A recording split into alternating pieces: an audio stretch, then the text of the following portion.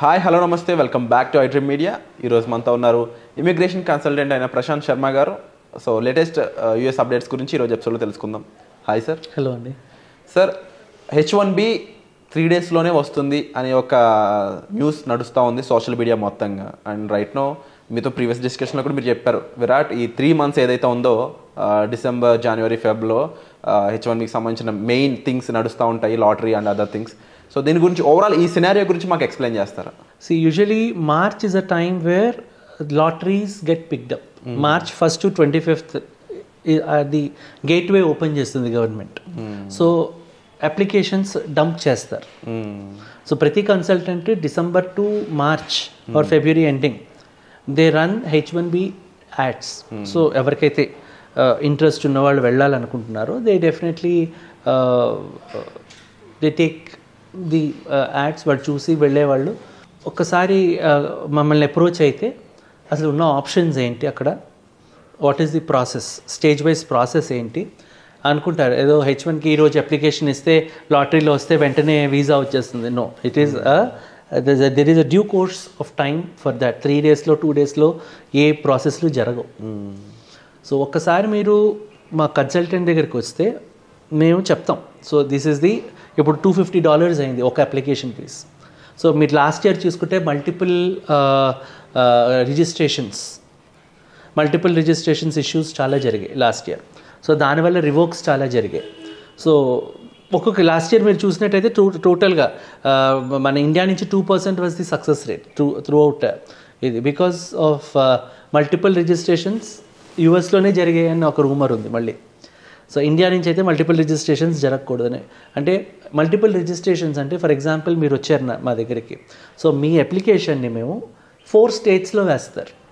4 different states నుంచి lottery pickup అయ్యే chances, permutations పెరగడానికి వేసేవారు డిఫరెంట్ స్టేట్స్ నుంచి. సో ప్రస్తుతం ఆ మల్టిపుల్ రిజిస్ట్రేషన్స్ అన్న కాన్సెప్ట్ని గవర్నమెంట్ హ్యాస్ స్టాప్డ్. సో వాళ్ళు ఇంటర్నల్గా యూఎస్లో చేసుకుంటున్నారా లేదా అనేది పక్కకు పెడితే, ఇండియా నుంచి అయితే that has become it is an illegal process. So ఒకసారి అది రిజిస్ట్రేషన్ అయితే, ఫర్ ఎగ్జాంపుల్ మీ ఫైల్ని మేము టెక్సస్లో వేసాం, మీకు ఒక బెనిఫిషరీ నెంబర్ అన్నది జనరేట్ అవుతుంది. And your lottery will be picked up on the basis of your beneficiary number. అది ఎప్పుడు తెలుస్తుంది? మార్చ్ 30వ తారీఖు usually the lottery pickup time అనమాట. అది తెలిసినప్పుడు మాకు అటార్నీస్ అక్కడ క్లాసిఫై చేసుకొని దే లెటర్స్ నో దట్ ఇదిగో ఈ క్యాండిడేట్స్వి ఈ బెనిఫిషరీ నెంబర్స్ తోటి పికప్ అయ్యాయి. సో ఒక్కసారి అది బెనిఫిషరీ నెంబర్ పికప్ అయిన తర్వాత then actual story would start. So అప్పుడు స్పాన్సర్షిప్ లెటర్ అన్నది ఒక ఎంప్లాయర్ ఎవరి ద్వారా అయితే మనం ఈ బెనిఫిషరీ వేసామో హీ హ్యాస్ టు గివ్ ఒక LCA అన్నది ఫైల్ చేయాలి. ఒక డెడ్ లైన్ ఉంటుంది. ఆ డెడ్ లైన్లోగా attorney will file an LCA. ఆ LCA ఫైల్ చేసిన తర్వాత that validity will be minimum for 3 years. Okay. So అందుకే ఇనీషియల్గా వీసా పడడం కూడా 3 yearsకే పడుతుంది. And H1 overall time frame is for 6 years. So అది రెన్యూ అవుతుంది. సో ఈ 3 yearsలో ఈ LCA అప్రూవ్ అయిన తర్వాత ఆ LCAలో వేజ్ రేట్ అనేది ఇస్తాం. They have to stick to that veg rate. అది ఇచ్చిన తర్వాత LCA వచ్చిన తర్వాత అప్రూవ్ అయిన తర్వాత ఒక ఈ క్యాండిడేట్ డాక్యుమెంటేషన్ అంతా తీసుకొని ఒక అప్లికేషన్, ఒక 100 pages of application attorneys has to do. ఆ హోంవర్క్ వాళ్ళది చేసి ఒక అమౌంట్ అన్నది గవర్నమెంట్కి కట్టాల్సి వస్తుంది. అది ప్రీమియం ప్రాసెసింగ్గా, జనరిక్ ప్రాసెసింగ్గా, దానికి కూడా ఇప్పుడు రేట్స్ పెరిగాయి మళ్ళీ. $1,500, $2,800, $2,850 for premium processing, what ever. Premium processing అంటే 3 daysలోనో 2 daysలోనో ఇమీడియట్ ఇన్స్టెంట్ డెసిషన్స్కి వస్తాయి. సో అగైన్ దాని మీద RFIs పడే ఛాన్సెస్ ఎక్కువ ఉంటాయి. So almost all the consultants go on a regular generic process only. So వెళ్ళిన తర్వాత దాని మీద RFIs రేజ్ అవుతాయి. ద కేస్ ఇప్పుడు USIC వెబ్సైట్లో they can view the case order ID which will be share to the candidate. So అక్కడ ఈ receipt numbers వాళ్ళకి అంటే ఫెడెక్స్ చేస్తారనమాట ఈ అప్లికేషన్స్ అంతా. అప్లికేషన్ ఫెడెక్స్ చేశాక ఫెడెక్స్ నెంబర్స్ ఇవ్వడం జరుగుతుంది క్యాండిడేట్స్కి. And then the next process receipt number ఇస్తాం. అంటే మీ పేమెంట్ మీరు కట్టిన ఈ అమౌంట్ గవర్నమెంట్కి వెళ్ళింది, ఓకే, అమౌంట్ రిసిప్ట్ నెంబర్స్ ఇవ్వడం జరుగుతుంది. It's all stage wise process. So receipt number వచ్చిన తర్వాత ఆ రిసిప్ట్ నెంబర్ వీళ్ళకి ఇచ్చిన తర్వాత కేస్ ఆర్డర్ ఐడి అనేది జనరేట్ అవుతుంది.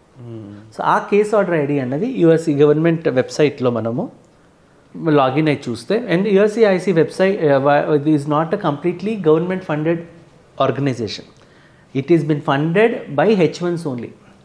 Government is funding through H1 payments only.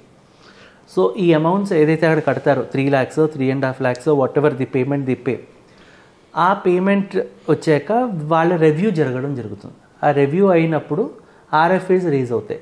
ఆ RFAsకి పర్ RFA ఇంత అమౌంట్ అనేది అటార్నీ ఛార్జ్ చేస్తారు. ఆ తర్వాత కేసు అప్రూవల్కి పోతుంది. కేసు అప్రూవల్కి వెళ్ళిన తర్వాత employer has to give the set of documentation.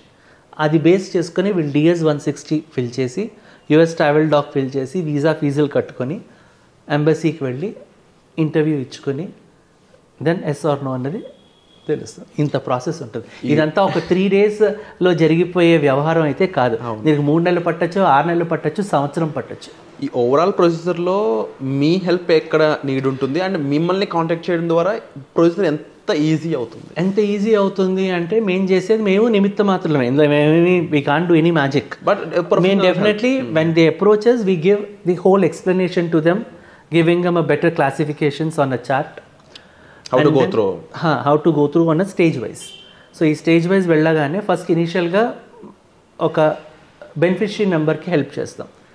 అక్కడే RR తెలిసిపోతుంది. వాళ్ళు లాటరీ పికప్ అయితే then they'll continue in this journey. లేదు అక్కడికి ఆ ఇయర్కి వదిలేయడమే. ఓకే. సో ఎవరైతే బెనిఫిషరీస్ పికప్ అయ్యాయో వాళ్ళకి చెక్ లిస్ట్ ఆఫ్ డాక్యుమెంట్స్ మేము ఇవ్వడం జరుగుతుంది. Check list of documents, employer payment ఎంత, మీరు ఇంత గవర్నమెంట్కి పే చేసుకోవాలి అని. సో గవర్నమెంట్ పే చేసుకున్నాక రిసిప్ట్ నెంబర్స్ ఇవ్వడం, ఫెడెక్స్ నెంబర్స్ ఇవ్వడం, ప్రతిదీ we give them on stage wise ఇచ్చుకుంటూ వెళ్తాము. అన్నీ అయ్యాక స్పాన్సర్షిప్ లెటర్స్ వచ్చిన తర్వాత if they want we'll help them with DS-160 and US travel doc. Visa slots book చేస్తాము, వీసాకి వాళ్ళు వెళ్తారు. కావాలంటే VO ట్రైనింగ్ అన్నది ఫ్రీక్వెంట్లీ ఆస్క్డ్ క్వశ్చన్స్ అనేవి ఉంటాయి. Which company, what is your wage అని కానీ నెంబర్ ఆఫ్ FAQs ఉంటాయి. సో FAQs మీద చిన్న ట్రైనింగ్ అన్నది ఇస్తాము. Anything US consulate is luck. Wonderful sir. So ఓవరాల్గా ప్రొసీజర్ గురించి క్లియర్గా ఎక్స్ప్లెయిన్ చేశారు sir, and definitely thank you so much for the wonderful information.